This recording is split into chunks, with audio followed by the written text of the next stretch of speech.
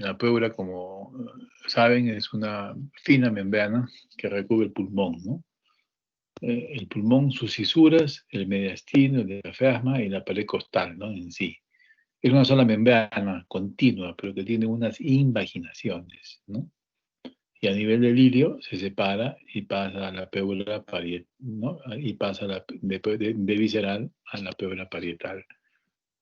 Y así es como se tiene esta fina delgada, esta membrana, fina membrana, que recubre todo el pulmón, ¿no? En la pared costal y a nivel de los lóbulos, esta invaginación en la cisura menor, que separa el lóbulo superior del lóbulo medio, y la cisura mayor, que es la que separa el lóbulo posterior, tanto del lóbulo superior como del lóbulo medio. En el pulmón derecho y el pulmón izquierdo solo hay dos, ¿no? El lóbulo superior y el lóbulo inferior. El estudio del mesotelio cultivado ha demostrado que pueden segregar factores quimiotácticos, más para neutrófilos, monocitos y transformados en macrófagos. Entonces, esto es importante. Entonces, no solamente son unas células que tienen que ver con el revestimiento, sino que también pueden tener algunos otros elementos, como por ejemplo, ¿no? Estar activos con en fenómenos quimiotácticos, en fenómenos inflamatorios y pueden desencadenar, por ejemplo, fenómenos de reparación a nivel del pulmón.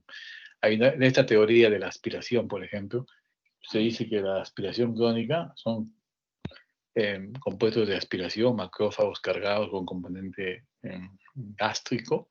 Estos pueden llegar hasta la parte distal del pulmón, en las bases, supraural, y podrían activar a las células mesoteliales, y serían estas las que podrían desencadenar a ese nivel un componente de fibrosis. Es una teoría.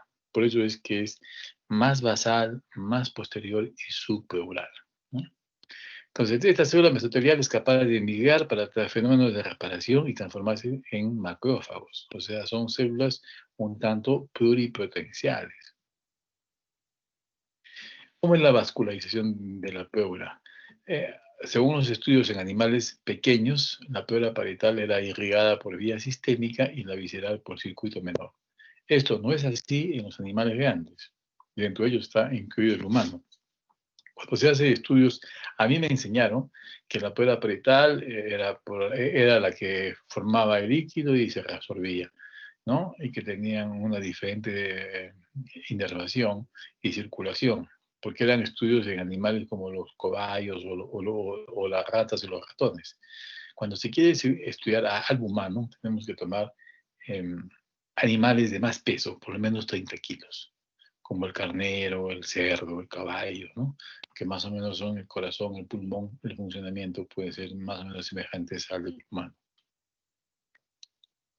Entonces, lo que se ha visto es que la pleura visceral es un tejido conjuntivo sin terminaciones sensitivas, no duele, irrigado por la circulación bronquial sistémica, con drenaje venoso a las venas pulmonares y el linfático conectado al sistema linfático pulmonar, ¿no? Y la pleura parietal, tejido conjuntivo con fibras sensibles al dolor, irrigado por arterias intercostales y el drenaje venoso en venas bronquiales. Y el sistema linfático es el principal sistema de drenaje del líquido pleural. Esto es importante entender. Lo importante que hay que entender que el drenaje linfático está en la pleura parietal y en la parte basal posterior. Basal posterior. Es un sistema de vasos muy finos, no son como los vasos venosos o arteriales que tienen una capa, una adventicia, ¿no? O una muscular, no. Esto solamente es una fina, delgada de células endoteliales. Entonces, cuando hay fenómenos inflamatorios, por ejemplo, el COVID, por ejemplo, una neumonía, un derrame por tuberculosis, va a alterar este sistema linfático y va a perder la capacidad de reabsorción del líquido, normalmente, ¿no? Normalmente hay una cantidad que se produce, 7 a 10, 15 centímetros en 24 horas y se reabsorbe esa cantidad. Entonces no hay acumulación. Pero, por ejemplo, si a mí me da una neumonía con un derrame paraneumónico, se enferma la pleura, ¿no? Se cicatriza, hay un fenómeno de reparación, se destruye este sistema y si me da una insuficiencia cardíaca o una insuficiencia renal, rápidamente se me va a acumular agua en los pulmones y voy a tener el derrame pleural. ¿Mm? Entonces, ese es un sistema venoso, es un tema de vasos muy finos. La circulación linfática, la más importante en la absorción de líquido, células y partículas, ocurre más en la pleura parietal, en las zonas de mayor declive, ¿no? La formación y absorción del líquido pleural, el líquido puede llegar a través de la pleura parietal y visceral. La pleura puede desarrollar un importante papel en la reabsorción del edema pulmonar, cuando hay agua en los pulmones por insuficiencia cardíaca, sobrehidratación, y sería más por la pleura parietal, es la que más reabsorbe. Actualmente se sabe que la tasa de formación, como le dije, son de 7 a 10 hasta 15 centímetros por día para un carnero de 30 kilos, que es similar para el humano. ¿Cuáles son los métodos diagnósticos en la patología pleural? Los métodos de estudio de la enfermedad pleural, entonces tenemos que tener primero la historia clínica, ¿sí? Técnicas de imagen, la radiografía de tórax, la ecografía, la tomografía, la punción para extraer el líquido, para ver qué tipo de líquido es, las biopsias de la pleura, que puede ser por biopsia transparietal a través de una aguja, por un tubo que nos permite mirar el parénquima pulmonar, o guiada, una biopsia guiada a ciegas, pero por ecografía o tomografía. Y finalmente por un corte en la pared torácica, que es la toracotomía, ¿no? También podemos hacer uso de estudios como la broncofibroscopía, que nos permiten valorar la parte estructural del pulmón. Por ejemplo, puede haber un tumor en los bronquios y si hay derrame, entonces puede ser un tumor metastásico hacia la pleura, ¿no? Y el PET, que es la tomografía con emisión de positrones. Entonces, cuando la tomografía con emisión de positrones, que capta glucosa, que es un metabolito que usa mucho, utilizan los tumores en su metabolismo. Entonces, en la TAG podemos ver un engrosamiento, pero no sabemos si es benigno o maligno. En cambio, el PET sí tiene una coloración diferente, entonces una captación diferente y nos puede decir que eso es maligno.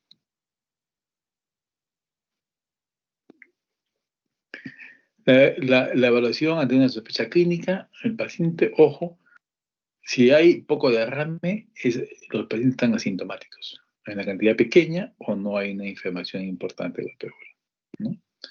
Si la inflamación de la pleura parietal, va a haber un dolor pleurítico, va a ser referido a la pared costal si es en la pleura costal, referido al hombro si es en la pleura diafragmática, puede haber tos seca irritativa o si hay disnea cuando es superior a la mitad de un hemitórax, ¿ya? No puede haber disnea con un pequeñito derrame, tiene que haber disnea con un derrame por lo menos la mitad o más, ¿ya?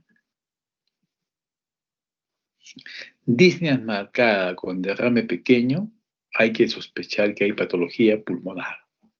Puede haber una insuficiencia cardíaca o congestiva, una linfagitis carcinomatosa, una tromboembolia pulmonar o una neumonía. O sea, ojo, disnea marcada con derrame pleural pequeño, hay que sospechar de otras causas. Entonces, no puede haber disnea con derrame pequeño. Si hay derrame, o sea, la disnea, la fisiopatología es por los colapsos, el colapso alveolar que se produce por desplazamiento. Se comprime el parénquima, tiene que comprimirse una cantidad importante de unidades funcionales, ¿no? Por lo menos tiene que estar a la mitad, por lo menos tiene que haber 1 litro para que pueda haber algo de disnea. Si es menos, no debería haber disnea, entonces hay que sospechar que además hay una enfermedad parenquinal. Puede ser neumonía, puede ser tromboembolia, puede haber un componente linfático intersticial, como hemos hecho ayer en la teoría de las clases intersticiales, o sea, la carcinomatosis. Recuerden esos que pueden dar nódulos perilinfáticos, centrolobulares y perilinfáticos, ¿no? Tipo collar de perlas. Entonces hay que pedir una tomografía. Cuando encontramos signos físicos, depende del volumen. Cuando hay 250, 300 centímetros, puede no detectarse el examen físico, ¿no? Los signos habituales aparecen cuando hay más de 500 centímetros. Cuando tienes vibraciones, matidez o vibraciones locales disminuidas, ¿no? Puede darte con más de 500. Con 1 litro suele aparecer el soplo expiratorio o el soplo pleural.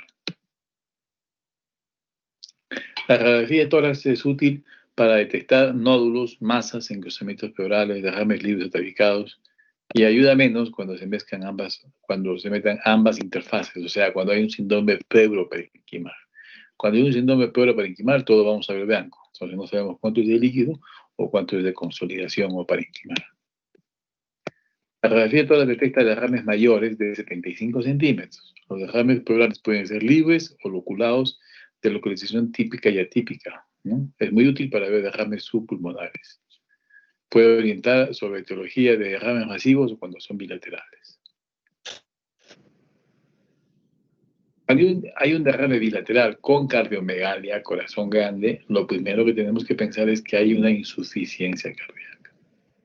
Si hay un derrame pleural bilateral con cigota cardíaca normal, hay que pensar en otras causas, neuroplasias, una policerositis secundaria a una enfermedad de colágeno, pacientes que pueden tener cirrosis con ascitis, una insuficiencia renal crónica o ruptura de esófago.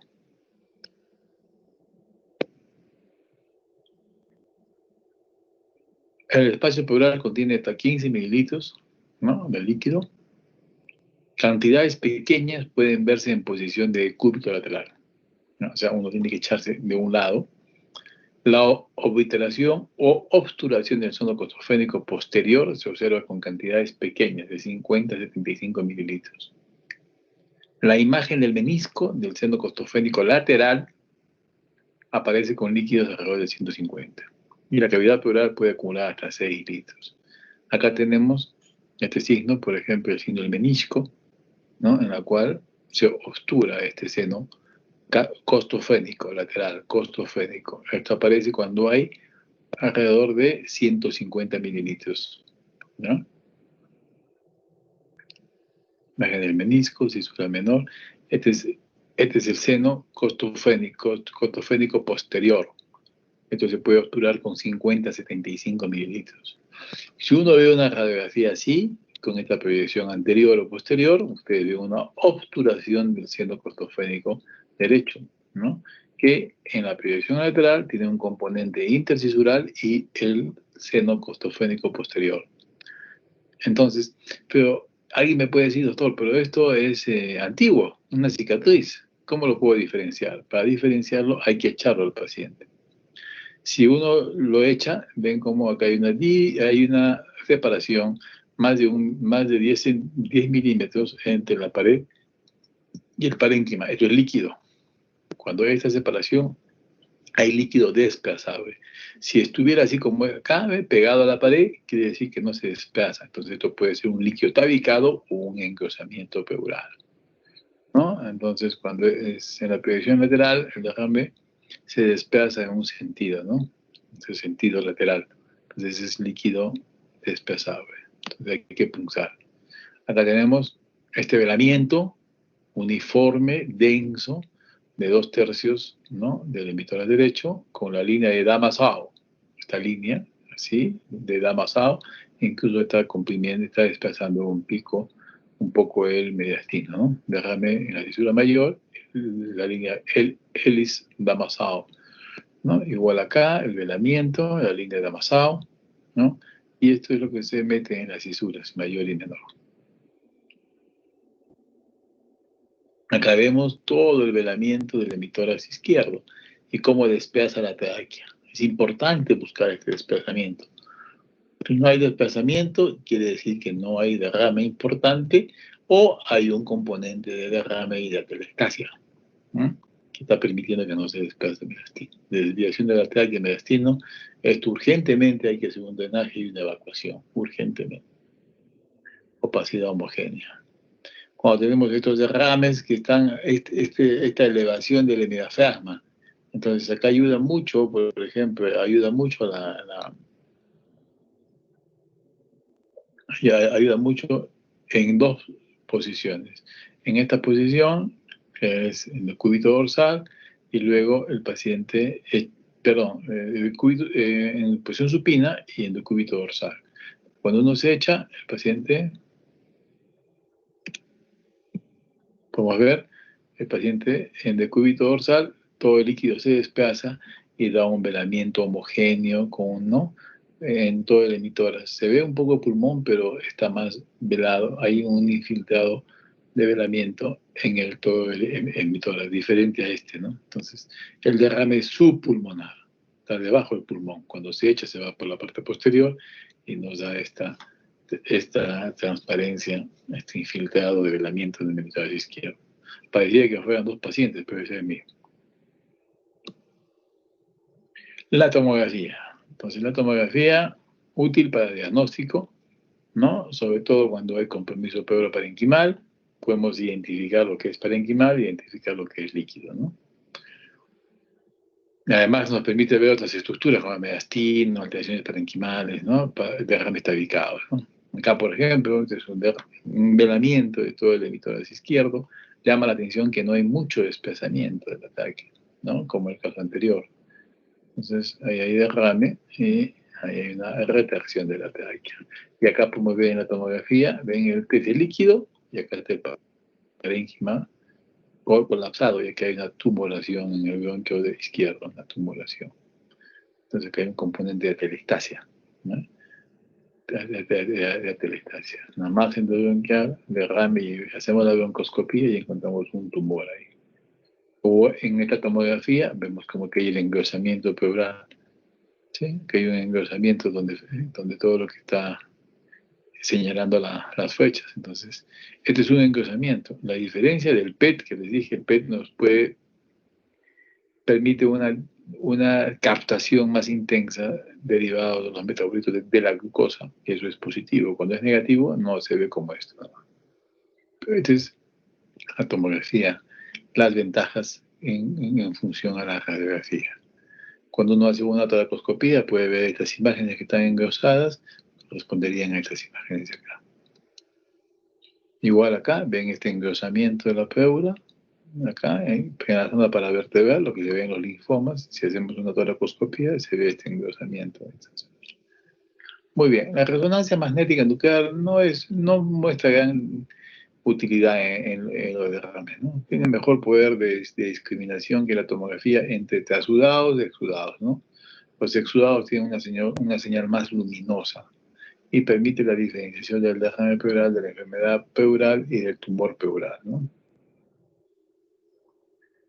El síndrome de mediastino quieto. ¿Qué significa el síndrome de mediastino quieto? Es que no está desplazado el mediastino. Incluso puede estar hasta hacia un lado, ¿no? Retraído, a diferencia de esto. Entonces hay que ver cómo está desplazado, acá no está desplazado. Lo tenemos, pero acá no están saliendo unas imágenes. Aquí hay unos cuadros.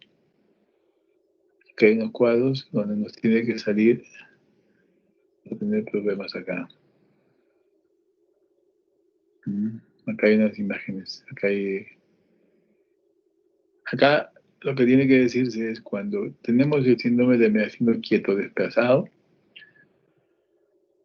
generalmente es un derrame libre. Cuando el mediastino no está desplazado, puede haber algunas opciones. ¿Cuál de ellas? Una obstrucción endobronquial, generalmente un tumor. O puede haber un ganglio fuera de la luz, que puede también estar comprimido, haciendo una compresión. O puede ser de que el pulmón esté atrapado, o sea, que no se pueda desplazar. Eso se llama encarcelamiento pulmonar, como se ve en el mesotelioma. Entonces, ya sea ganglios, un tumor endobronquial o tumor en la pared costal con encarcelamiento, todo eso es cáncer. Entonces, simplificando, cuando tengan un síndrome del mediastino quieto, hay que pensar en cáncer, ya sea por una obstrucción en la pared, en la luz, por fuera de la pared, o la pleura está engrosada y está produciendo adherencias y no permite que el pulmón sea desplazado. Entonces es importante este síndrome de mediastino quieto. Esa imagen estaba acá con unas flechas que tenían que salir, pero bueno. El derrame tabicado, la ecografía pleural es muy útil, ¿eh? Mejor que la tomografía. Nos permite hacer toracocentesis guiadas, ¿no? Nos puede diferenciar entre trasudados, que son sin ningún eco interno, por eso dice libre de ecos o anecoicos. Igual acá también había imágenes, perdí otras imágenes. Acá tenemos el líquido, está tabicado, miren cómo se ven los tabiques, muy bonitos. Entonces, uno puede nos puede guiar para hacer una punción, ¿no? Una punción. Algunas veces en el hospital vemos que lo marca el radiólogo y para que lo punce mañana. No, eso tiene que hacerse en el momento, porque estos tabiques con los cambios de posición, con la respiración puede variar. Entonces lo que se pinta hoy día puede variar mañana. Entonces la idea es hacer estos exámenes en el mismo momento que se va a hacer el estudio.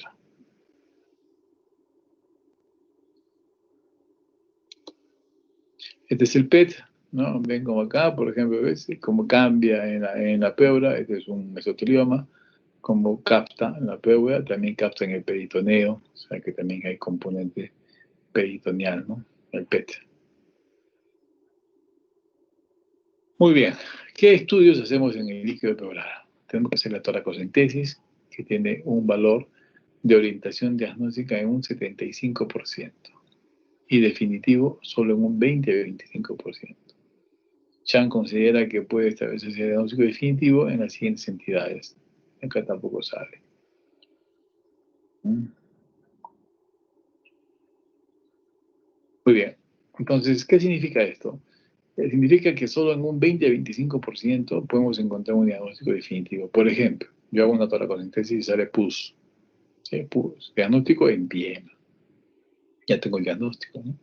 Me sale en el GAN, cocos GAN positivos y en el cultivo está estafilococo. El segundo drenaje, ya está. O me sale sangre y hemático y el PAP me sale positivo para cáncer. Entonces eso es un canceroso. O me sale un aspecto quiloso, como de leche, quiloso, un kilotórax. ¿No? A eso se refiere que en un 20-25% solamente la toracocentesis me deja diagnóstico. O sea, un 75% no tengo diagnóstico etiológico, solo tengo una orientación. Y esa orientación está dentro de lo que puede ser un exudado o un transudado. ¿Ya? Entonces, el problema es que no siempre están presentes esos datos confirmatorios del diagnóstico, ¿no? Se debe recurrir a los criterios orientativos como los criterios del AI, ¿no? Para que nos dé una orientación. Y los criterios del AI, luego vamos a ver los criterios, entonces ahí lo que tenemos, lo que son trasudados, ahí me gusta denominarlo al trasudado. ¿Cuál es la fisiopatología? El trasudado son factores hemodinámicos, no hay compromiso en la pleura, o sea, la pleura no está enferma, solo son factores hemodinámicos. En cambio, los exudados sí tienen compromiso inflamatorio, ¿no? Entonces, si está inflamatorio, puede estar infectado o puede estar inflamado por una enfermedad sistémica como una vasculitis, un colágeno, el ES, o puede estar infiltrado con los procesos tumorales. Entonces, los exudados, sí la pleura está enferma, ¿no? Entonces, para eso tenemos que hacer una toracocentesis, que se hace en la quinta, séptima, espacio intercostal, borde superior, en la línea axilar media, o posterior o interescapular. La toracocentesis está indicada en el estudio inicial de todos los derrames pleurales, salvo cuando se trate de patología que habitualmente se asocia a trasudado. Por ejemplo, yo tengo un paciente con cardiomegalia, derrame pleural bilateral, con una insuficiencia cardíaca, no le hago una toracocentesis. No le hago porque ya sé cuál es la causa y tengo que tratar la insuficiencia cardíaca. Derrame pleural, trasudado. ¿Cuáles son las causas de trasudado? Insuficiencia cardíaca, cirrosis, insuficiencia renal, hipoglucemia, derrame postparto, enfermedad pericardica, diálisis peritoneal, tuberculosis del excedente. El aspecto es seroso, el pH igual a la sangre, la glucosa mayor de 60, la DH peor a sangre menos de 0.6, las proteínas menos de 3 gramos, la relación peor a sangre menos de 0.6 y células que son más de 1000 por milímetro cúbico, ¿no? El predominio mononuclear. ¿Qué consideraciones hay que tomar cuando uno hace un estudio de un líquido pleural? Las siguientes.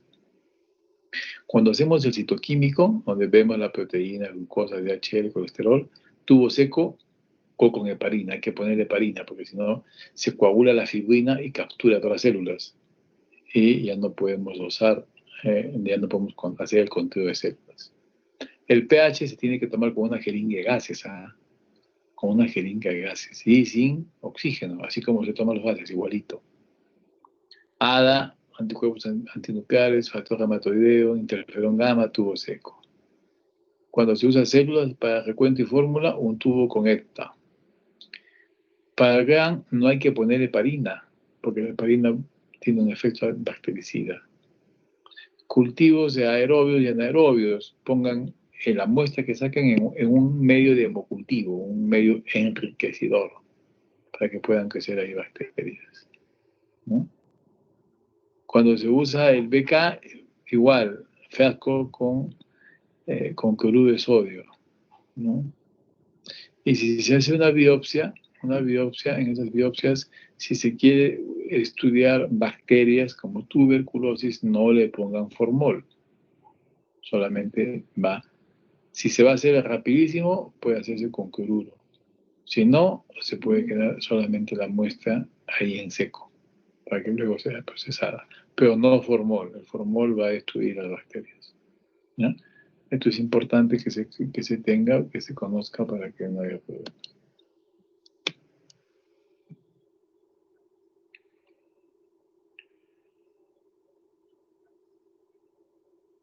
También nos está fallando. También había un cuadro.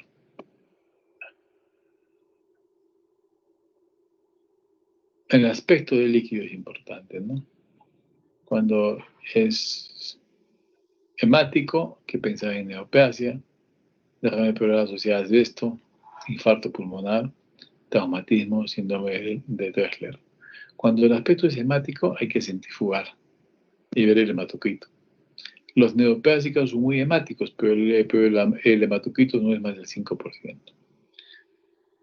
Si el hematocrito es más de la mitad del sanguíneo, o sea, si es más, el sanguíneo es 45, ¿no es cierto? Entonces el hematocrito sería 27.5 más o menos. Si es 30, eso es un hemotórax. Si es 15, el hematocrito, eso no es hemotórax, es un líquido hemático. Es importante ver eso. También es importante ver el pH.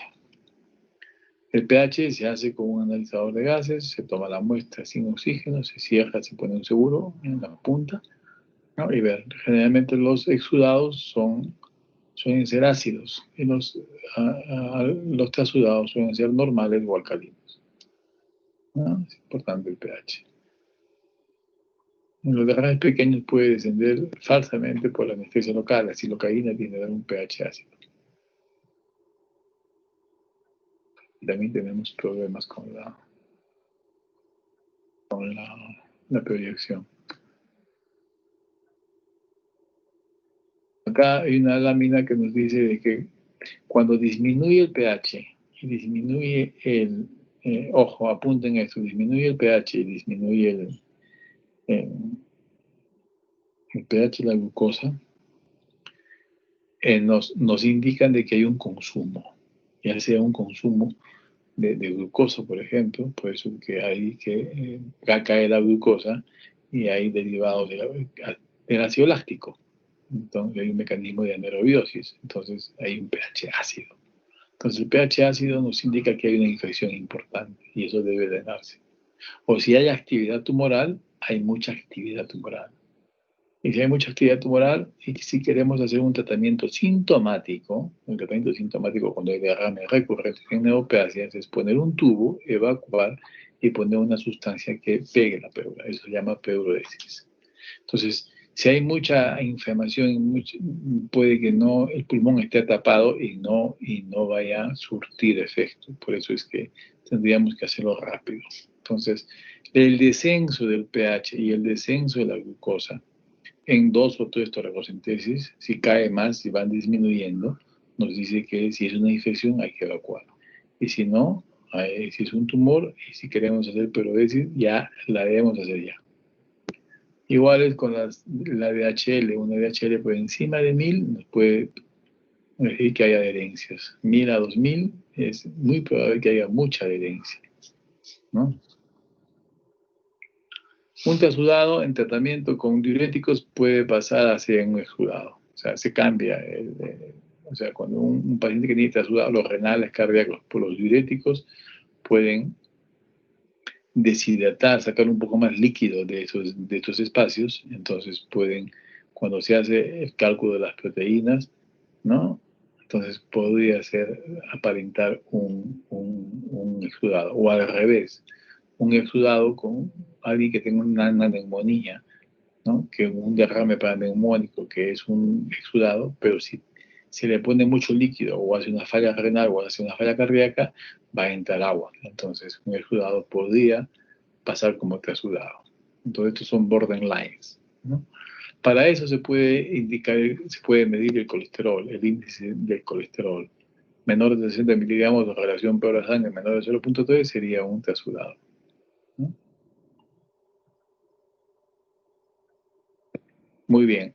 Entonces, lo que hemos visto es de que este estudio del líquido nos va a decir que es un exudado, que es un trasudado, ¿no? Puede que con un trasudado, un paciente con insuficiencia cardíaca, insuficiencia renal, hay que no se haga más. Es más, podemos ni siquiera hacer la toracocentesis, porque ya con el cuadro clínico sabemos a qué se debe el derrame. Pero si es un líquido en un paciente que no tiene patología cardíaca, ni renal, ni nada, y es unilateral, lo más conveniente es hacer una toracocentesis diagnóstica. Cuando son unilaterales y si no hay patologías concomitantes, hemodinámicas, lo más probable es que sea que la pleura esté enferma, o sea, un exudado, y hay que hacer una toracocentesis. Recuerden que en un solo 25% nos va a hacer diagnóstico de la toracocentesis. Por ejemplo, que salga pus, por ejemplo, que salga un aspecto lechoso, ¿no? O sanguinolento con un PAP positivo. Pero el otro porcentaje nos va a dar negativo. Va a salir un exudado todo negativo. Entonces, ahí es el problema. Entonces, ¿cuáles son las pautas diagnósticas que vamos a seguir para hacer la etiología de la enfermedad que causa el derrame? Entonces, en la clínica es importante acá derrames pleurales sin afección de la pleura directa, ¿no? Las más frecuentes, la insuficiencia cardíaca, la cirrosis hepática con ascitis, síndrome nefrótico y insuficiencia renal crónica. Menos frecuentes, enfermedad de pericardio, diálisis peritoneal, glomerulonefritis aguda, urinotoras, postparto, mixedema, síndrome de vena cava superior, aterosclerosis pulmonar o endopatias negastínicas, ¿no? O iatrogénicas. Vamos a unos puntos, solamente voy a dar unos puntos sobre algunas consideraciones en algunos derrames pleurales y enfermedad cardíaca o vascular, o sea, trasudados, o cuando la pleura no está enferma. En insuficiencia cardíaca generalmente son bilaterales, y cuando son unilaterales son más derechos, ¿no? Son más derechos. Normalmente no se punza, solamente se puede punzar unos 500 centímetros cuando el paciente tiene mucha disnea. Supongamos que tiene mucha disnea y hay mucha agua, bueno, hay que sacar 500, nada más. Si ustedes sacan más, se va a volver a llenar y puede dar un edema pulmonar de reperfusión. Se puede descompensar el paciente. Solamente sacar 500. Lo que hay que tratar es la insuficiencia cardíaca. En las tromboembolias pulmonares, los líquidos pueden ser pequeños, son líquidos hemáticos, ¿no? Líquidos hemáticos, y que tienen a veces una peculiaridad, eosinófilos en el líquido, ¿no? En los derrames de pacientes posoperados, los pacientes posoperados, un buen porcentaje pueden presentar derrames pleurales, sobre todo si son cirugías cardíacas, cirugías torácicas, ¿no? Son derrames pleurales definidos como inespecíficos, son pequeños, asintomáticos, inician 1 a 2 días el postoperatorio y a la semana, 2 semanas pueden irse reabsorbiendo, generalmente son trasudados.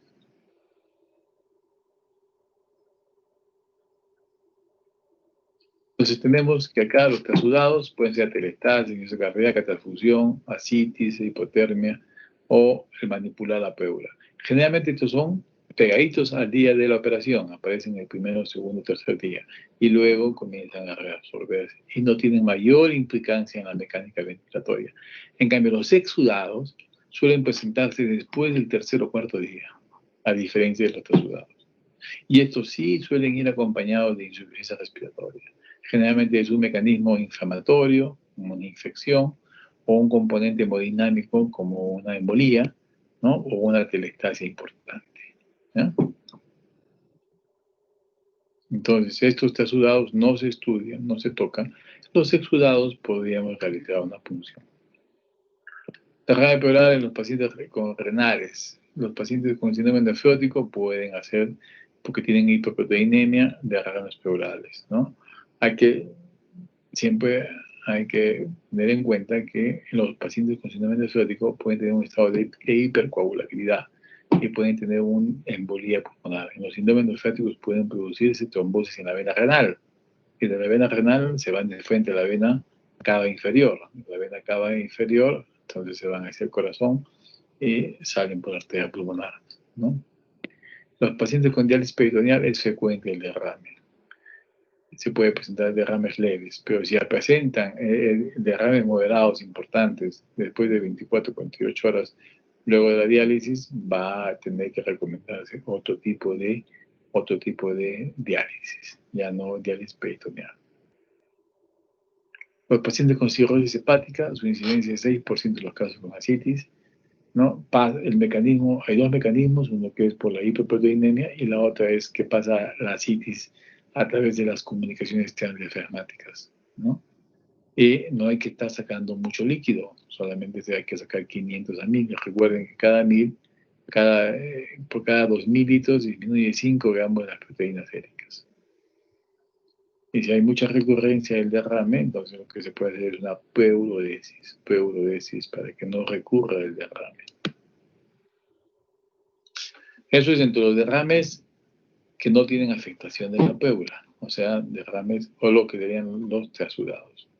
Recuerden, insuficiencia cardíaca, más bilateral, más derechos, con cardiomegalia, no se punza generalmente. Si hay un derrame importante bilateral, se puede punzar hasta el 500.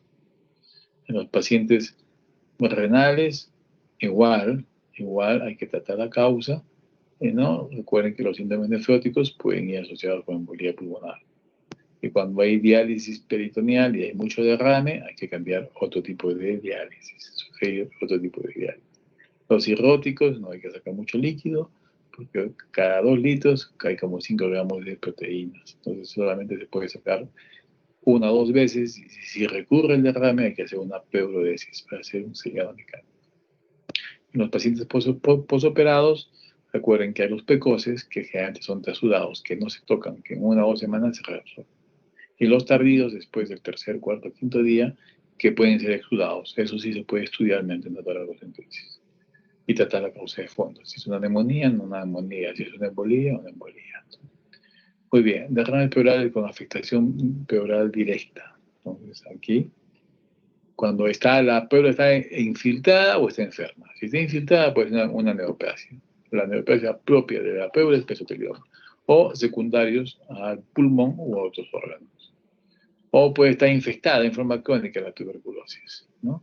O infectada por el componente bacteriano, que puede ser secundario al parénquima, o sea, derrame paraneumónico, secundario a la neumonía. O estar inflamada, ¿no? No por una infección, sino inflamada por una enfermedad de colágeno como el lupus.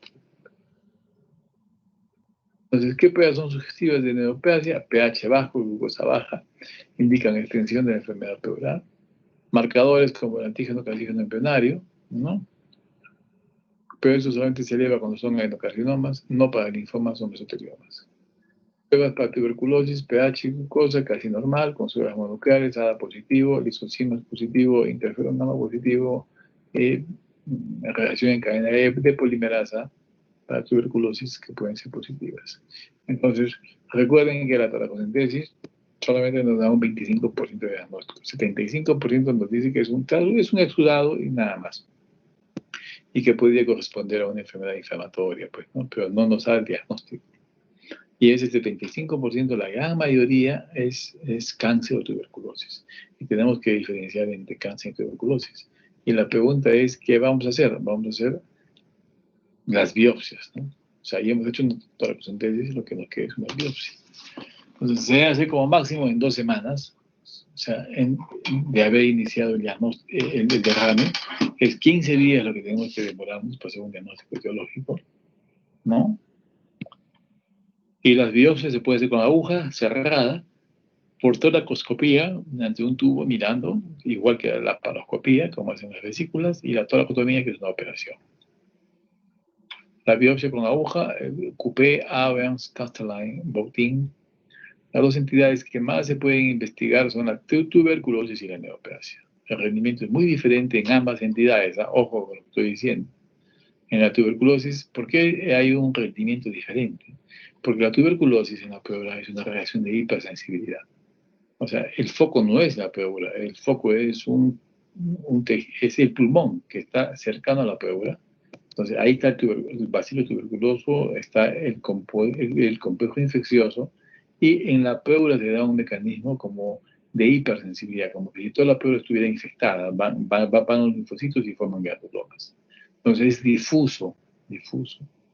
En cambio, en los tumores no suele ser difuso siempre. Si uno ve una pleura de un tuberculoso, es como el IJAR. ¿Conocen el IJAR? Es toda una granulia. Es difuso. Entonces, donde yo meta la aguja, voy a tener rendimiento. Por eso que en la biopsia con agujas ciegas tiene rendimiento. En cambio, este es un estudio de Ludenkemper, en donde nos vio que para tuberculosis, con biopsia con aguja, con el derrame hasta un 75%, ¿no? Y con toracoscopía hasta el 100%, ¿no? En la neoplasia no siempre es difusa, entonces el rendimiento no llega al 60%, ¿no? La biopsia será positiva cuando los niveles de glucosa y de pH y glucosa son bajas. Si son bajas, quiere decir que hay mucha actividad tumoral. Pero para ese entonces la citología ya puede ser positiva. Por ejemplo, acá tienen una lesión local y lo demás está normal. Entonces, si uno hace una biopsia ciegas hacia acá, va a encontrar normal. En cambio, si lo hace acá, sí puede encontrar patología. En cambio, por eso que los estudios con biopsia con aguja para cáncer son bajos, hasta un 60%. En cambio, con la toracoscopía, hasta un 100%. Los derrames malignos pleurales constituyen una causa frecuente de la complicación de las enfermedades neoplásicas. Su incidencia no está establecida con absoluta precisión. Algunos autores señalan una frecuencia aproximada en torno al 40% de todos los derrames pleurales sintomáticos. ¿No? Acá, por ejemplo, todas las causas de derrames sintomáticos, los derrames malignos hasta un 40%, y tuberculosis hasta un 20%, sumados son 60%. Lo demás son paranoicos, ¿no? Enfermedad del colágeno, traumatismos. Entonces es importante tuberculosis y los cánceres en patología.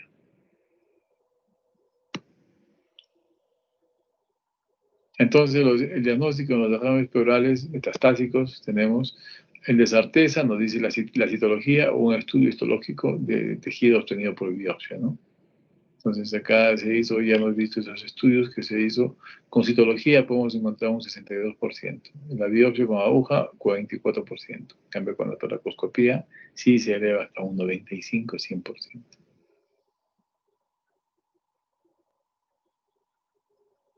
¿Cuál es la diferencia? ¿Por qué se da esta diferencia? Esta diferencia se ve porque acá la podemos ver igual, este es el mismo cuadro. Entonces, cuando uno tiene un cáncer pulmonar, por ejemplo, origen pulmonar es un cáncer pulmonar, la pleura parietal es la toma visceral en un 100%. En cambio, la pleura parietal en un 67%. Y recuerden que con aguja lo que vamos a biopsiar es la pleura parietal, la que está pegada a las costillas. Entonces, el 67% está tomada. Cuando es un tumor de otro origen, no pulmonar, por ejemplo, ovario, mama, la pleura visceral está en un 87% y la pleura parietal está en menos del 50% tomada. Entonces puede haber líquido, pero es por un compromiso de la pleura visceral y la parietal no tanto. Por eso que el rendimiento de la biopsia no llega más allá del 60%. Entonces ya podemos inferir que para tuberculosis sí tiene alto rendimiento la biopsia con aguja ciega, pero para cánceres no tiene un alto rendimiento, ¿no? Como tuberculosis. ¿Por qué? Porque no todas las lesiones son difusas. ¿No? Lo que ya hemos puesto.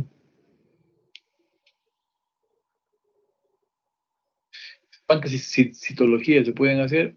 2, más no. O sea, puede hacer 2 citologías. Si es negativa, va a ser negativa. La tercera, la cuarta, la quinta, la séptima. Es igual que el BK disputo. Con 2 BKs, si no negativos, va a ser negativo.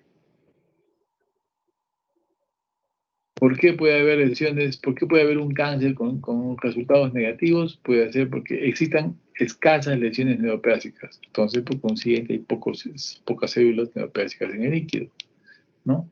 O que existan lesiones neoplásicas abundantes, pero con citología difícil. Por ejemplo, en mesotelioma y el linfoma, casi ningún patólogo con citología hace diagnóstico. O tengan diferente grado de descamación, como el epidermoide o el adenocarcinoma, ¿no? Los estudios del líquido pleural y del pH pueden ser orientativos para predecir el rendimiento de la citología. Cuando está la glucosa baja y el pH bajo, hasta un 90% de la citología puede ser positiva, ¿no? Y cuando la glucosa está alta y el pH alto, entonces generalmente la posibilidad que sea positivo es menos, ¿no? Estos son estudios en los cuales se reportan los estudios de la toracoscopía cuando está guiada por ecografía, cuando no hay líquido. La toracoscopía normalmente se hace, como van a ver ahora, unas diapositivas, cuando hay derrame, o sea, hay una cámara de agua. ¿Ya? Así se hizo hace muchos años, así aprendí yo, con una cámara de agua. Pero cuando no había agua, entonces era cómo vamos a meter el toracoscopio. La ecografía, estos son estudios que aparecieron desde el 2015, que la ecografía solamente, acá les voy a mostrar, mediante signos de deslizamiento, con un mejor ecógrafo se puede ver cómo con la respiración, acá donde están esas líneas, las pleuras se desplazan. Cuando no se desplazan, quiere decir que están pegadas. Entonces uno puede encontrar, cuando se pierde ese signo de deslizamiento, entonces uno puede encontrar ahí, en la pared, puede encontrar, por ejemplo, acá estos engrosamientos, acá hay líquido tabicado, ¿no? Entonces todo esto es la pleura enferma. Entonces uno con la ecografía puede hacer una toracoscopía en una zona dirigida, ¿eh? A eso se refiere. Por ejemplo, acá, que no hay líquido, porque tenemos un engrosamiento de la pleura, de patología tumoral, entonces se puede hacer una toracoscopía guiada por ecografía. Se entra acá hasta el engrosamiento de la pleura. Este estudio se refiere a eso. Cuando hay engrosamientos, ¿no? Simples o múltiples, podemos tener un alto rendimiento diagnóstico y ayudado por la ecografía. Identifica con precisión las adherencias intratorácicas, puede guiar el acceso, incluso en la ausencia total de derrame pleural, y evitar la videotoracoscopía, que es el principal objetivo, evitar la videotoracoscopía. Algunos dicen, ¿cuál es mejor? La biopsia guiada por imágenes, o sea, con una aguja guiada por tomografía o por toracoscopía, ¿no? Entonces, este es un estudio donde se hace la toracoscopía y la tomografía guiada por imágenes. Nos dicen que casi es igual. 24% para toracoscopía, con 83% por aguja guiada por imágenes, ¿no? Esto vamos a pasarlo, no es tan importante. Acá quería mostrarles, ahora, puede ser guiada por tomografía acá o por ecografía, es igual.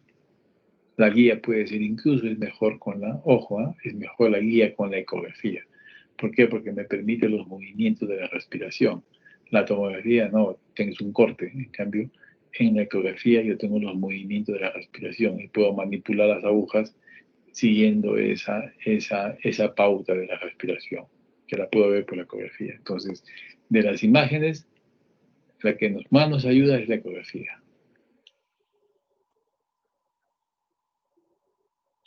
¿Cuáles son las diferencias entre esta es la videotoracoscopía que hace el cirujano y la toracoscopía médica? La videotoracoscopía hay que hacer con anestesia general, en sala de operaciones, intubado con un tubo de doble lumen, ¿no? Y la gran ventaja es que se puede hacer biopsia de pulmón. En cambio, la toracoscopía médica se hace el neumólogo en una sala de endoscopía, anestesia local, analgesia y sedación, ¿no? No intubado, solo una entrada, es útil para solamente acá, ojo, se puede hacer estudio de la patología pleural. La videotoracoscopía se puede estudiar también en parénquima. En cambio, cuando lo hacemos así, la toracoscopía médica no, solamente estudiar la parte pleural. Esta es una torre en la cual se pone el paciente en esa posición, ¿no? Se hace una punción con una toracocentesis, anestesia, se anestesia toda la zona costal, Se verifica la cavidad pleural, se saca el líquido, luego se hace un corte, ese con una pinza se va entrando, se hace un corte, se hacen los puntos para luego fijar el tubo, y ahí se hace otra anestesia en planos más profundos y se mete ahí un trocar, ¿no? Este trocar es un guiador para que entre el toracoscopio. Se trocar y luego se saca todo el líquido, y se mete el toracoscopio. El toracoscopio y ahí comienza a verse acá, en la película, la cavidad pleural, ¿no? Entonces, se puede explorar cómo está el pulmón y todas estas malformaciones en las cosas blancas, tanto en el diafragma como en la pleura. Y ahí podemos, este es como racimo de uvas, este es el mesotelioma, ¿no? Y ahí se puede tomar las biopsias. En la biopsia, como se toma de la pleura, desde la formación de ven, entonces una metástasis tumoral en la pleura, lesiones que sangran mucho, ¿no? Y luego de eso se puede hacer inyectar talco. Se inyecta talco en la cavidad pleural, produciendo la pleurodesis. Entonces, la pleurodesis. Entonces, esta es una forma en la cual se hace evacuación de líquido, biopsia y tratamiento de la cavidad con pleurodesis. Esta es la toracoscopía médica. Cuando yo decía que generalmente se hace cuando hay buena cámara pleural, pero hoy en día, antes era una contraindicación hacer si no había cámara. Hoy día se puede hacer las toracoscopías con guía ecográfica.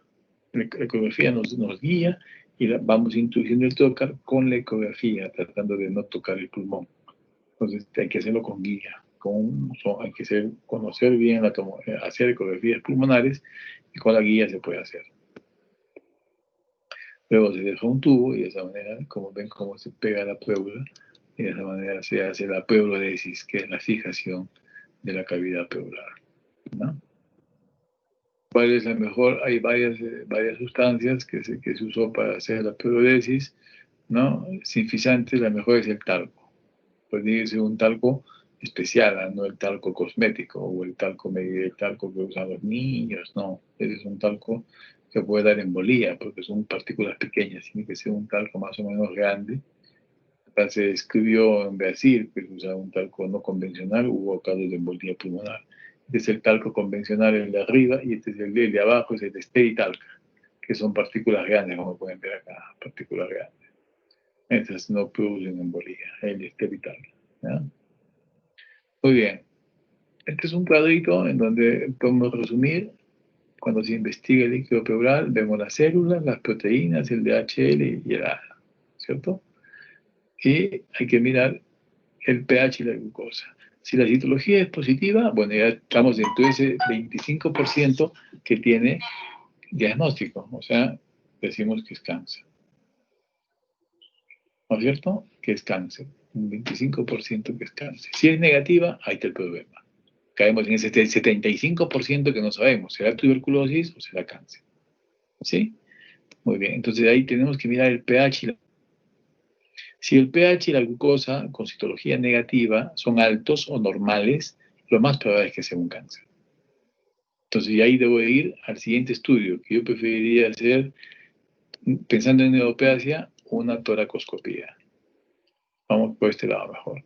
Entonces, si la citología es negativa con pH y glucosa bajos, lo más común es la posibilidad que pueda ser una infección y la neoplasia es poco probable. Por ejemplo, tuberculosis, derrame paraneumónico o empiema.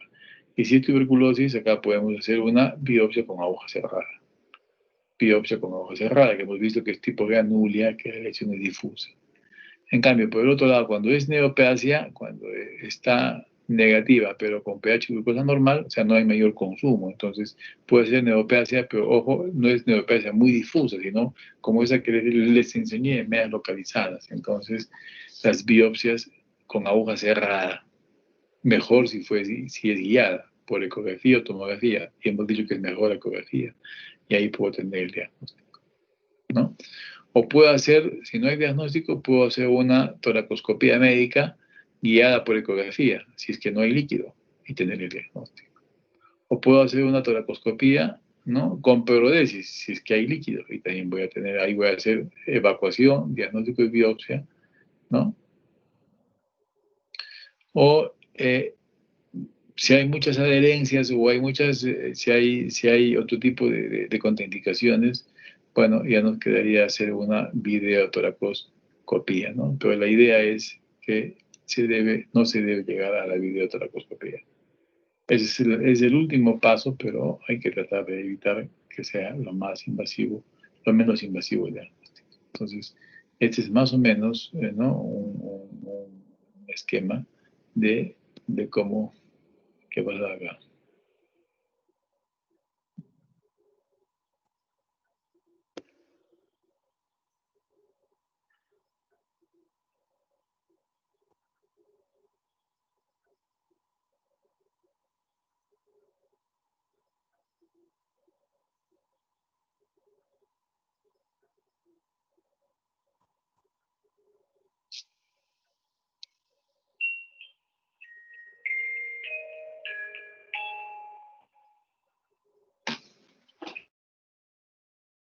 Perdón, sí, aló.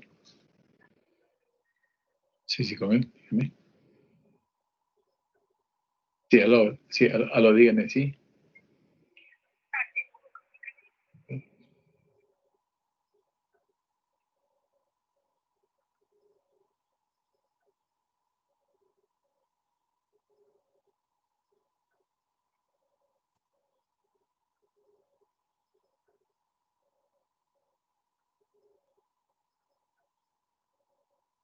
Entonces, recuerden que todo esto de que el derrame pleural no es simple, ¿eh? No es simple. Nos tenemos que demorar más o menos 2 semanas en hacer un diagnóstico. Importante el cuadro clínico, si son derrames que están dentro de una patología hemodinámica, pero lo más probable es que sea un sudado. O lo que llamamos que la pleura no es enferma, ¿no? Si son derrames unilaterales, si no hay patologías hemodinámicas, lo más probable es que sea un exudado, cuando la pleura está enferma. Y de ahí, pues lo que hay que hacer es un estudio, ¿no? Una cosentesis. Muy bien, muy bien. El derrame paraneumónico es cuando cualquier derrame asociado a una neumonía bacteriana puede dar un absceso o bronquiectasias, ¿no? También cuando están infectadas.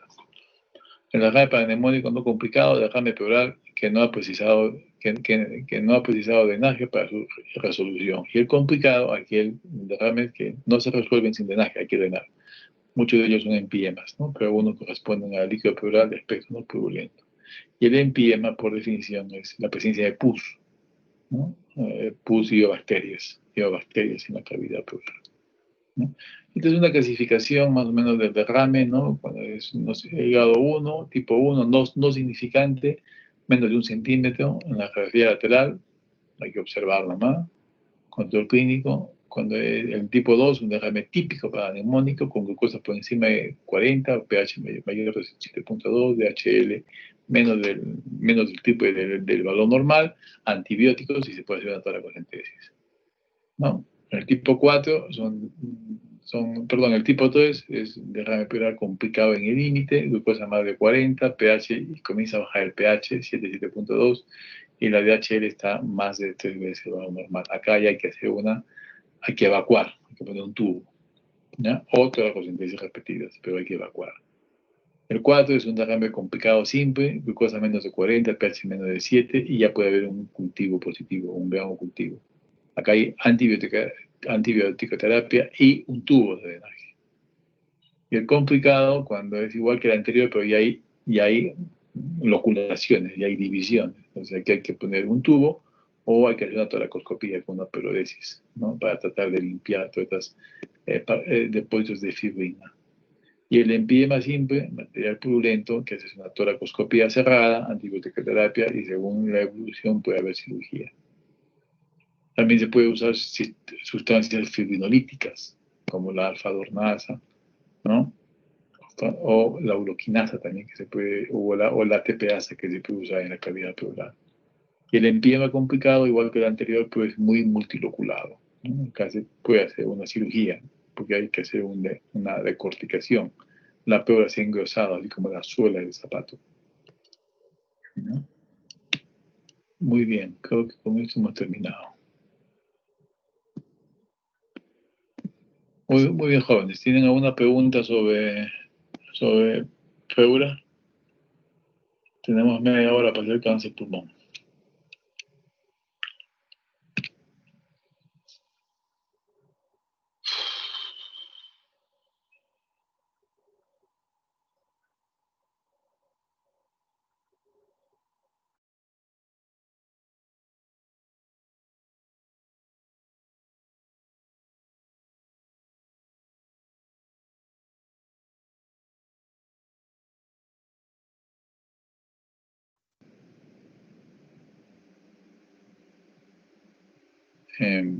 Cáncer de pulmón es una patología, no es la más frecuente, pero está dentro de las más frecuentes, es tercera causa de muerte, pero es de las causas que tienen más mortalidad. 50% tienen diagnóstico con metástasis al inicio del diagnóstico. 50%. 25% está localizada y resecable. Entonces, como pueden ver, o sea, ya podemos inferir que como que se hace un poco tarde el diagnóstico, ¿no? Un poco tarde el diagnóstico. Principal causa de muerte por cáncer en Estados Unidos. 28% de las muertes por cáncer, excede la mortalidad combinada de los 3 cánceres más frecuentes. Por ejemplo, de 100 cánceres de mama, se mueren 5, ¿sí? De 100 cánceres de colon y recto, se mueren 5. De 100 cánceres de próstata, se mueren 5. ¿Cuántos pacientes son? 300. ¿Cuántos mueren? 15. ¿Sí? De 300 mueren 15. De 100 de cáncer de pulmón, se mueren 50. ¿Cuántos son? 100. Se mueren 50. Entonces, los otros eran 300 y se morían 15. A eso se refiere, ¿ya? Es el cáncer que tiene una mortalidad mayor sumada a la mortalidad de todos los cánceres más frecuentes. Van a ver, entonces acá tenemos siempre en los hombres cáncer de próstata, ¿no? Y la segunda causa de pulmón y bronquios en los hombres. En las mujeres, mama, la cabeza y luego sigue pulmón, ¿no? Entonces, el pulmón es importante el número de casos, ¿no? Y cuando sacamos próstata y mama, solamente hablamos lo que es asociado al tabaco, cuando en hombres y mujeres tenemos el cáncer de pulmón. Esto es importante, ustedes que veamos, esta es una clasificación del TNM, que se revisa cada 10 años, cada tiempo, 10, 15 años, dependiendo, en la cual hay estadios 1A, 1B, 2, subdivididos, ¿no? 2A, 2B, 3, 4. Miren la mortalidad, esto es del año 97, casi 2000. La mortalidad en estadio 4 era 1%. ¿Sí? Perdón, entonces ve a los 5 años, mortalidad a los 5 años, ¿sí? Casi nadie vivía, entonces ve acá, cuarto nadie. 1A, 67%. 67%, 1A. Un cáncer con 1A de cuello uterino, su mortalidad, o sea, su sobrevida a los 5 años es 100%. Un cáncer de mama, en estadio 1A, 100%. ¿Sí?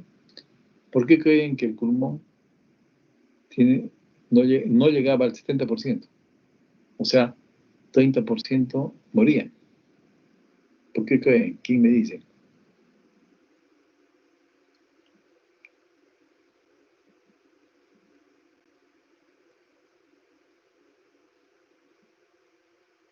Lo que pasaba era que uno podría decir que es un tumor menos de 3 centímetros, de 2 centímetros, ¿sí? Menos de 3 centímetros.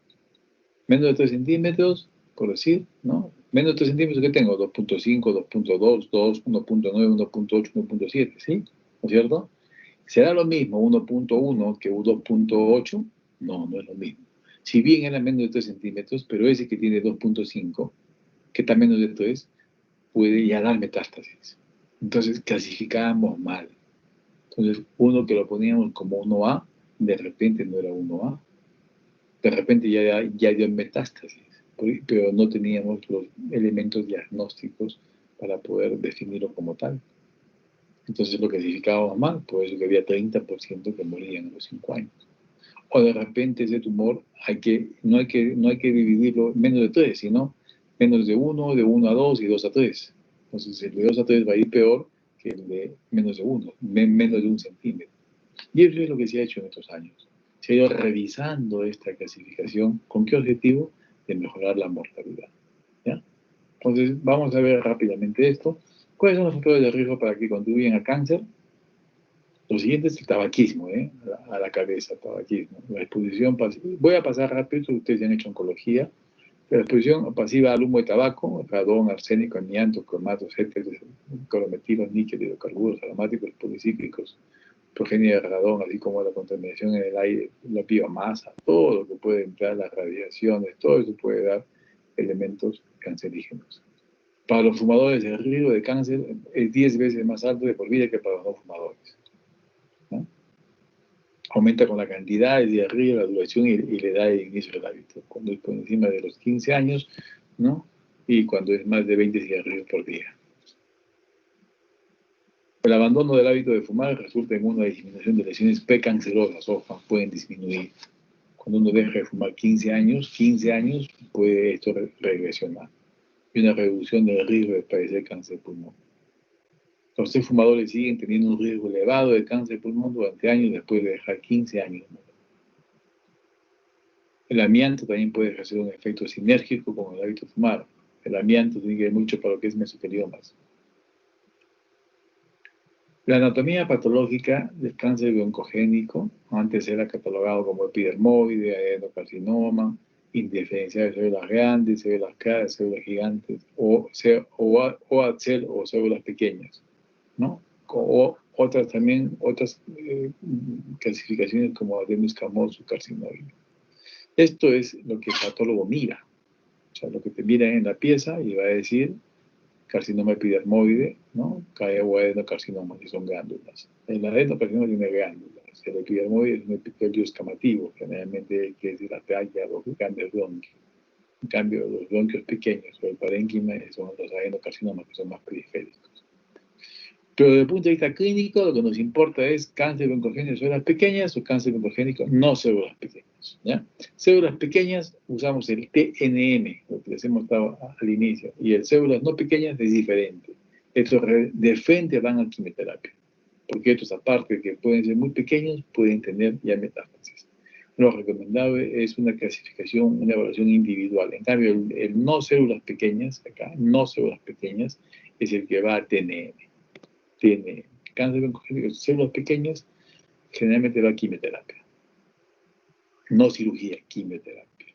O después de un estudio individual se puede determinar por un consenso con médicos, oncólogos, especialistas, cirujanos o radiólogos. Cáncer broncogénico hay que hacer el estadiaje, lo que les he dicho.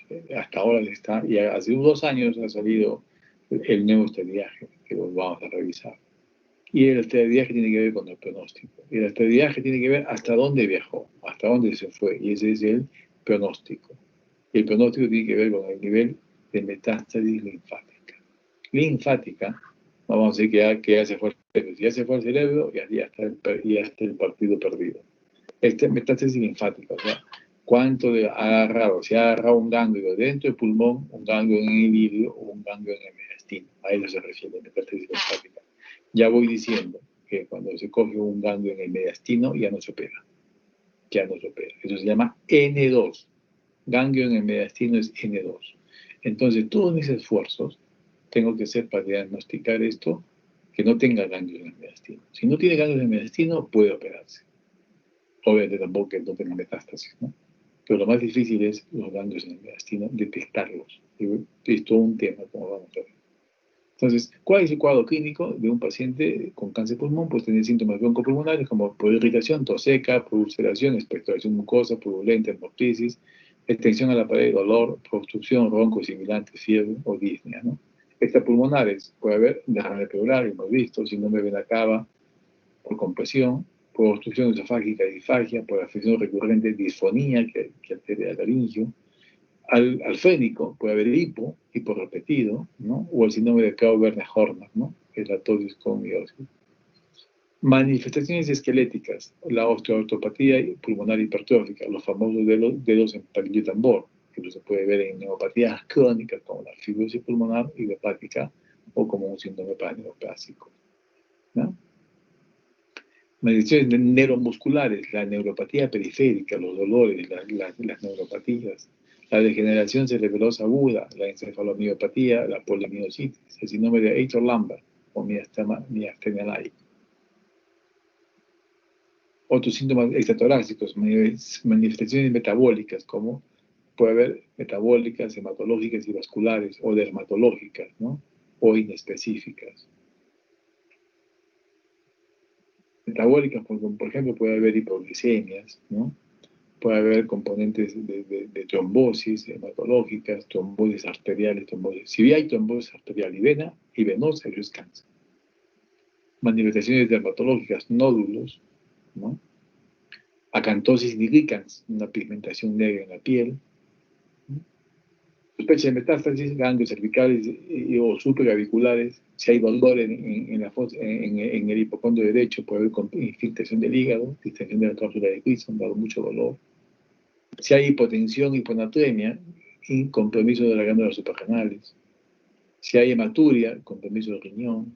Si hay dolores óseos, hay metástasis óseas. Si hay cefalea, náuseas, vómitos o convulsiones, compromiso metastásico pulmonar, ¿no? O nódulos que podemos palpar en la piel. Al pulmón le gusta, ojo, le gusta el hígado, le gusta el cerebro, le gusta las suprarrenales y le gusta la piel. Esos son los sitios que más manda el pulmón. Hígado, cerebro, suprarrenales y la piel. Entonces, cuando uno tiene estos síntomas de estos pacientes, que puede ser cualquier tosedor crónico, que hay que descartar jóvenes, tuberculosis, y si son mayores de edad, tuberculosis y cáncer, ¿no? El diagnóstico hay exámenes imprescindibles y exámenes complementarios. El imprescindible es el que hace una hemograma, una hemoglobina, ¿no? Pruebas de función renal, pues, de función hepática, una radiografía de tórax, PA y lateral. Hay que hacer una broncoscopía, una citología del derrame, si es que hay un derrame pleural, hay que punzar y mandar para analizar. Hay que hacer una tomografía de tórax y un estudio de función pulmonar, porque estos pacientes podrían entrar a una cirugía, ¿no? La radiografía de tórax podemos tener alteraciones nos puede dar un valor diagnóstico de una tumoración hasta un 88%. Y hay que diferenciar las alteraciones ciliares, parenquimatosas, alteraciones de estructuras intertorácicas pulmonares. Por ejemplo, acá iliares, ¿no? Acá hay un compromiso para iliar, para traqueal derecho, ¿no? Para iliares, además de un nódulo en el pulmón. Igual acá, que tenemos igual acá para iliar derecho, este compromiso basal derecho, ¿no? Esta masa, anormalidades parenquimales, ¿no? Este compromiso también basal, parénquima, este compromiso retículo nodular, que se ve como estos infiltrados retículos nodulares en el carcinoma bronquiolo alveolar, se confunde mucho con tuberculosis, estos velamientos del síndrome de mediastino quieto, miren cómo está el mediastino, ni siquiera está dispersado, sino bien está recaído, hay que sospechar que hay una atelectasia. Puede haber derrame, pero predomina la atelectasia. O esta densidad, este infiltrado de menor densidad, ¿no? Diferente a la base. Esta es una atelectasia segmentaria. Si tomamos la lateral, miren el lóbulo superior del lóbulo izquierdo. Superior izquierdo, ¿no? Este es el superior, este es el anterior y este es el posterior. Entonces, no está todo el pulmón, sino es una atelectasia segmentaria. Igual este compromiso iliar, ¿no? Igual iliar y pleural, ¿no? Este igual tenía acá el ilio, ¿no? Derrame pleural. Entonces, nos puede dar esos componentes ciliares, parenquimales, pleurales, que nos pueden hacer sospechar sobre lo que es una tumoración. La tomografía está obligada y debe abarcar el abdomen, porque hay que descartar, ojo, si hay metástasis en el hígado, ¿no? Nos permite valorar las características de la lesión y su relación con las estructuras vecinas, si es que infiltra la pleura, si es que infiltra el pericardio. Además, nos da como una guía para muestras de las lipas, para las punciones percutáneas, útil para valorar la punción aspirativa transbronquial, se punza una aguja a través de los bronquios, sobre todo del mediastino, para estudiar ganglios, como vamos a ver. Y para decidir la mediastinoscopía, útil para la estadificación del cáncer broncogénico. En los nódulos pulmonares, forma y tamaño, por ejemplo, estos redondos son benignos, estos redondos suelen ser benignos, ¿no? Hay igual que estos poligonales, que también pueden ser benignos. Normalmente un 80% son inflamatorios. En cambio, todos aquellos que son dentados, espiculados, lobulados, indentados o con signo de halo, la gran mayoría son malignos. Entonces es muy importante conocer la forma de este nódulo. Si es redondo o espiculado, redondo o poligonal, suelen ser benignos. En cambio, toda forma irregular, lobular, espiculada, indentada o signo de halo, suelen ser malignos. Y así es como podemos diferenciar algunas características en estos nódulos. La tomografía nos permite de estos nódulos, por ejemplo, subsólido. ¿Se acuerdan ayer? Video del lustrado. Cuando son subsólidos puede ser la hiperplasia adenomatoidea, que es una lesión premaligna o que puede desaparecer hasta un 20%. O pueden ser benignas. Subsólido. Cuando es sólido, aumenta la malignidad, ¿ya? Entonces es importante eso. No solamente ver el tamaño del nódulo, sino la consistencia. Cuando es videoilustrado, puede ser inflamatorio o un premaligno, la hiperplasia adenomatoidea atípica, que esto puede desaparecer hasta un 20%, hasta un 80% puede desaparecer y un 20% convertirse en cáncer. Muy bien, y es así más o menos como podemos ver, video puro, hiperplasia adenomatoidea atípica, y cuando va acompañando, creciendo el componente sólido, puede aparecer el adenocarcinoma. Será in situ, mínimamente invasivo, ¿no? O invasivo, ¿no? El lipídico o el mucinoso. Muy bien. Entonces acá lo que hay que saber es que cuando hay componente sólido, aparece la posibilidad de cáncer. Esta es una hiperplasia adenomatoidea típica, ¿ven? Puro vidrio. Si se hace una biopsia, se encuentra así, una hiperplasia. En cambio, la de carcinoma in situ, menos de 3 centímetros, ¿no? En la tomografía podemos verlo acá con un componente, ¿no? Componente de vidrio ilustrado, un poquito sólido en el medio, ¿no? Igual acá, este vidrio ilustrado con sólido en el medio, ¿no? Ese es el invasivo, ¿no? Y el adenocarcinoma, ¿no? O el lipídico, igual, pues un nódulo menos de 3 centímetros, alrededor de 5 milímetros, pero con signo del halo, Entonces, lo que quiero transmitirle con estas imágenes es que cuando es vidrio puro y menos de 3 centímetros, de 3 milímetros, probablemente sea benigno o una hiperplasia adenomatoidea. Cuando hay componente sólido, aumenta las posibilidades de malignidad, ¿no? Otros elementos que hay que hacer, la citología de esputo, la punción pulmonar transtorácica, el EBUS. El EBUS es una ecografía endobronquial. O sea, el broncoscopio tiene en la punta un ecógrafo. Con eso podemos identificar y estudiar los ganglios, ¿no?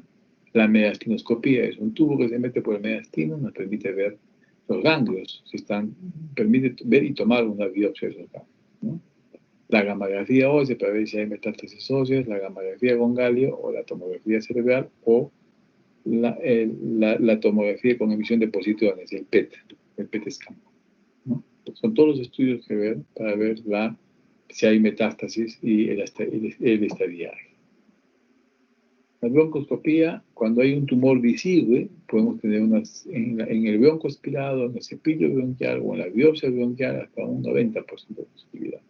Cuando no es visible, baja la rentabilidad. Esto podemos ayudarnos con algunos estudios de imágenes, como por ejemplo la fluoroscopía, cuando no es visible. Esto es un tumor visible que se ve ahí, por mucosa infiltrada. Esta lesión exofítica. Entonces, no sé, esta mucosa radiada, infiltrada, ¿no? Son mucosas que nos van a dar alta positividad al estudio broncoscópico.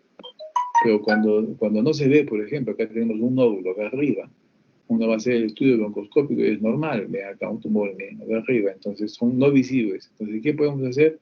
Podemos echar mano a la fluoroscopía. Acá está la lesión, entonces se pasa el broncoscopio llega hasta acá y se mete una aguja hasta el final. hasta esa lesión y tomar una biopsia. Y en esa biopsia nos puede decir que es células de células epiteliales neoplásicas compatibles con carcinoma a células pequeñas, o sea, o ATCEL. Y dijimos que el tratamiento de estos son quimioterapia. Si nos hubiéramos guiado solo por las imágenes, está localizado, lo iríamos a cirugía. Y la cirugía no va bien, porque a veces ya estos están ya pues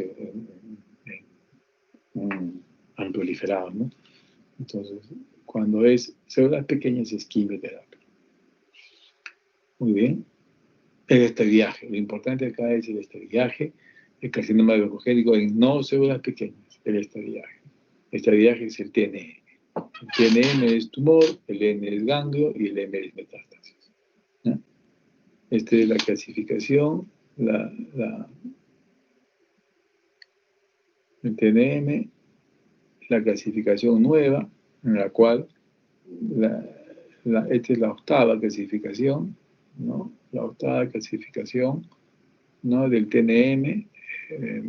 Se está trabajando en la novena, que va a salir para 2024 de acá a 4 años, ¿no? Y el TNM, lo que han hecho acá es variar. Por ejemplo, T1A, T1B, T1C, lo que decía, tumor menos de 1 centímetro, de 1 a 2 y de 2 a 3. O sea, no es lo mismo 2.8 que 1.1, o 2.5 que 0.8. No es lo mismo. Ese que está cerca al 3, antes era, T1 era menos de 3. Entonces, el 2.8 le daban el mismo tratamiento que el de 0.8. ¿Me dejo entender? Entonces, no es lo mismo. Entonces, acá, T1A, T1A, T1B, T1C. Entonces, obviamente, mejor pronóstico va a ser el T1A que el T1B, ¿ya? Igual se ha hecho con el T2, con todos ellos, ¿no?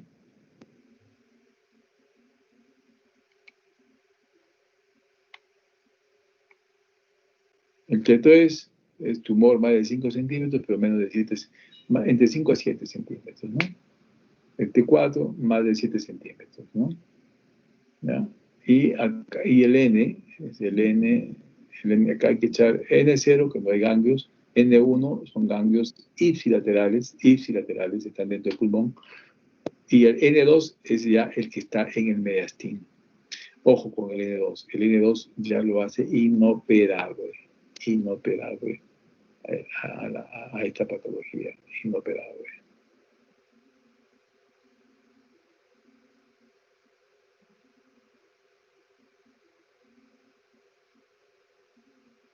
También ha cambiado un poco el M, ¿no?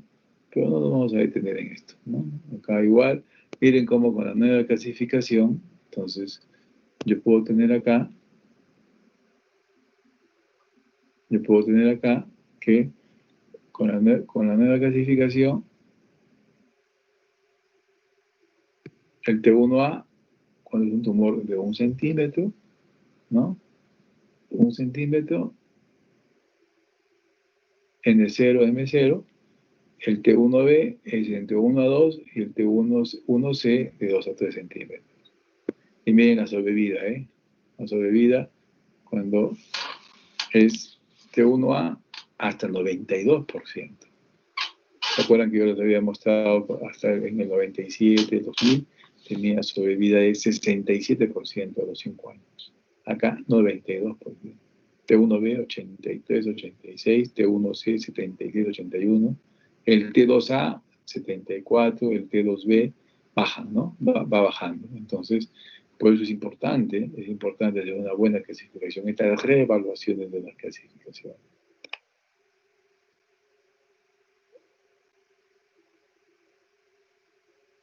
También es útil el PET para estudiar el mediastino, para estudiar los ganglios. El PET, ¿no? Tiene una sensibilidad hasta un 91%, especificidad 88%, pero también hay falsos positivos, ¿no? La hiperplasia, la inflamación, la granulomatosis, la silicosis. Si el PET es negativo, toracotomía. Si el PET es positivo, hay que hacer mediastinoscopía. Entonces, ¿cómo estudiar los ganglios para este viaje? Y hemos visto que uno es el PET, ¿verdad? Lo otro es, como ven acá, ganglios, hay que punzarlos, ¿no? Hay que punzarlos. La función aspirativa con la hoja de Watt, Esto es lo que primero, es lo que nosotros hacemos acá en Arequipa, es buscamos el N2, punzamos esto y el patólogo nos va a decir lo que es. Esta es una aguja, ¿no? Esta aguja entra en el broncoscopio, entra así y ahí perforamos la tráquea, la carina. Y acá, llegamos acá y aspiramos con una jeringa que tiene la aguja en el extremo de afuera, se aspira y se hace una succión.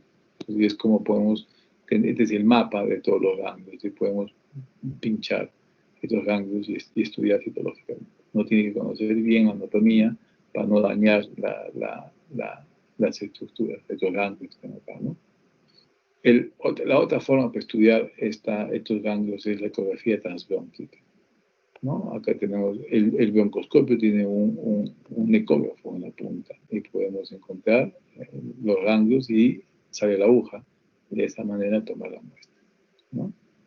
Este es el broncoscopio, acá tiene la punta del ecógrafo, el EBUS se llama EBUS, ¿no? Y en la cual podemos pues estudiar, ¿no? Entonces, vamos, los estadiajes, ¿no? Vamos a pasarlo. Acá solamente para mostrarles cómo en los estadiajes, en el 1A, 92%, 83% de sobrevida, ¿no? Incluso en el estadio 3B, a los 5 años, 13%, ¿no? 3A, 3B, 26%. Antes nadie llegaba a los 5 años de vida. Hoy, pacientes que están en 1A, ¿no? Hasta un 92-85%, ¿no? De sobrevida. El tratamiento, las opciones farmacológicas para el cáncer de pulmón incluyen quimioterapia y la terapia molecular. La quimioterapia es en su forma de paliativa, adyuvante y no adyuvante. Los esquemas que se utilizan en cáncer de pulmón no microcítico son los siguientes. Primera línea, combinación de 2 drogas con base de platino, cisplatino, ¿no?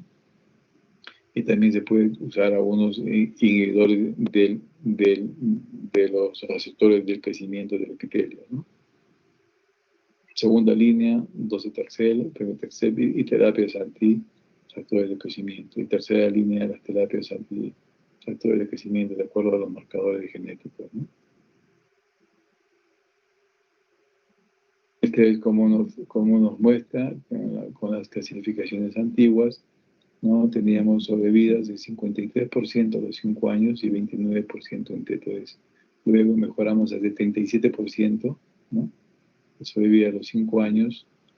Esto fue con la séptima, ¿no? Y con la octava clasificación, tenemos hasta 92%. Miren, como de 50 el T1A, de 53 ha pasado a 92%. Y esto gracias a esta división de A, B y C, ¿no? Y los estudios también para descartar compromiso de ganglios. Es importante la caracterización molecular de cáncer pulmonar siendo pequeñas, ¿no? Entonces, para ello hay que ver el fenotipo, ¿no? Si es un adenocarcinoma, todos pueden ser iguales, pero acá lo importante es ver el fenotipo, ¿no? Si es KRAS o EGFR, ¿no? O ALK, ¿no? Que son los que más se están usando. Y cada vez miden todos los marcadores que hay. Ahí hay que hacer un estudio genético del tumor. O sea, ya no solamente es útil decir es un adenocarcinoma. No, es un adenocarcinoma con expresión genética para ALK, EGFR, ALK, KRAS, ¿no? EROS, o sea, todos estos tipos de marcadores, porque la terapia es diferente, ¿no?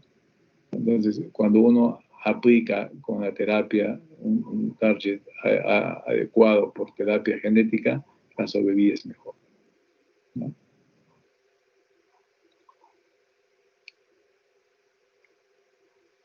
Y acá podemos tener, ¿no? Para las mutaciones de EGFR, tenemos, por ejemplo, el erlotinib, gefitinib, afatinib, ¿no? Para LK, el crizotinib, o para otras mutaciones, ¿no? Otro tipo de medicamentos, ¿no? Son terapias guiadas. Algunos tipos de medicina preventiva, tipos de prevención, ¿no? Sobre todo cuando hay lesiones premalignas o cuando se hace el screening, ¿no? El famoso screening que se puede hacer en pulmón, ¿no? En los pacientes fumadores se puede hacer unas tomografías y en esas tomografías se puede ver nódulos, por ejemplo, vídeos de los pequeñitos en pacientes con factores de riesgo. Se podría dar unas cuestiones de terapia de prevención, ¿no? Como dejar de fumar, ¿no? O algún tipo de... Se está trabajando mucho en la quimioprevención, quimioprevención, ¿no? Hay trabajo con aspirina, con estatinas, algunas vitaminas que pueden revertir estas lesiones. Pero bueno, sobre todo acá en la prevención está en dejar de hacer en los estudios de screening, en las poblaciones de riesgo, como la tomografía de baja dosis, se puede usar en las poblaciones de riesgo, y que algunos elementos químicos que se están estudiando, como aspirina, como estatinas, vitaminas, para tratar de regresionar ese tipo de lesiones, ¿no? Entonces, el screening en mama, por ejemplo, la mamografía, en pulmón, de alta resolución, de baja dosis, de baja densidad, así se llama, de baja dosis. Una tomografía especial en la cual la radiación es mínima, se baja mucho y podemos identificar estas lesiones premalignas o, ¿no? Sobre todo como nódulos pequeños en vidrio ilustrado. Recuerden, cuando es un nódulo con componente sólido, sí hay posibilidad de que sea maligno. A eso se refiere, ¿no? Muy bien.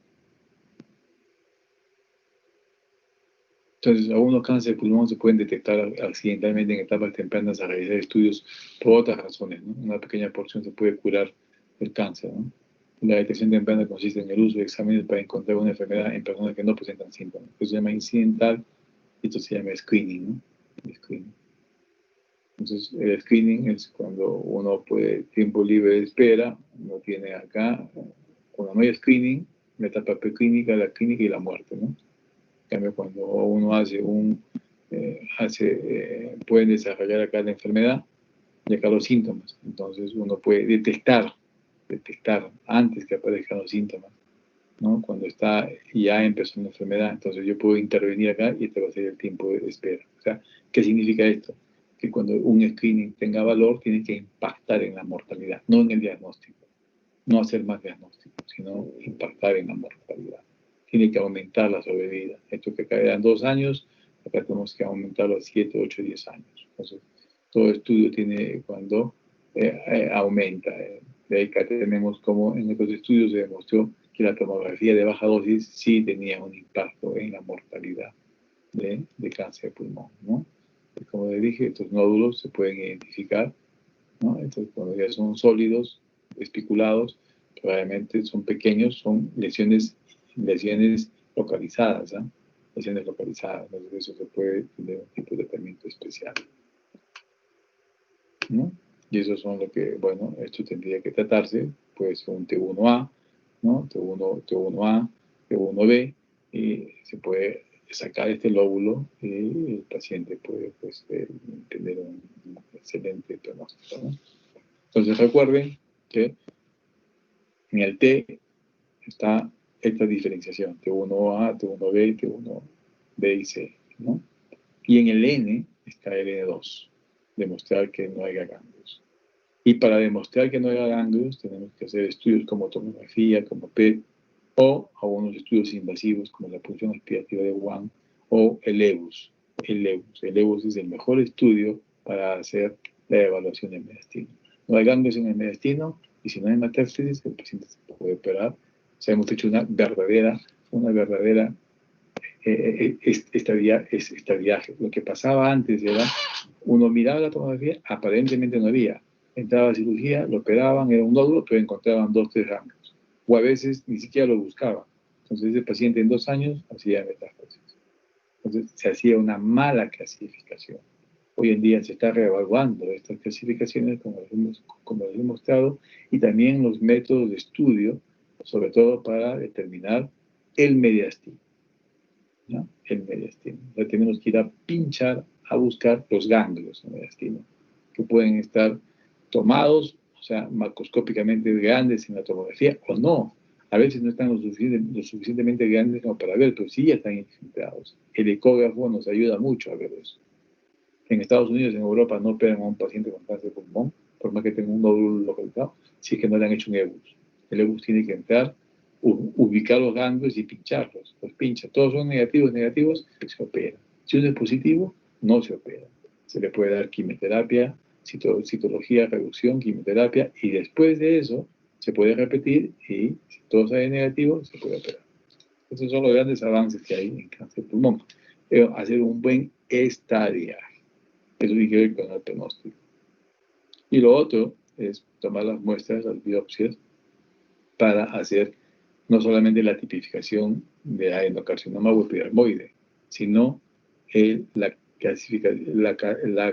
tipificación genética molecular, que me diga qué gen asociado está a ALK, ¿no? O EGFR, para poder dar una terapia dirigida. Y de esa manera el pronóstico, así haya enfermedades avanzadas, el pronóstico ha mejorado.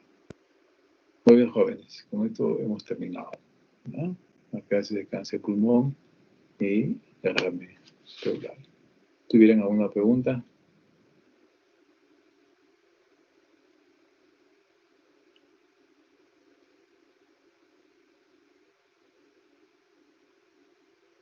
Sí, digan. ¿Alguna pregunta o todo está claro?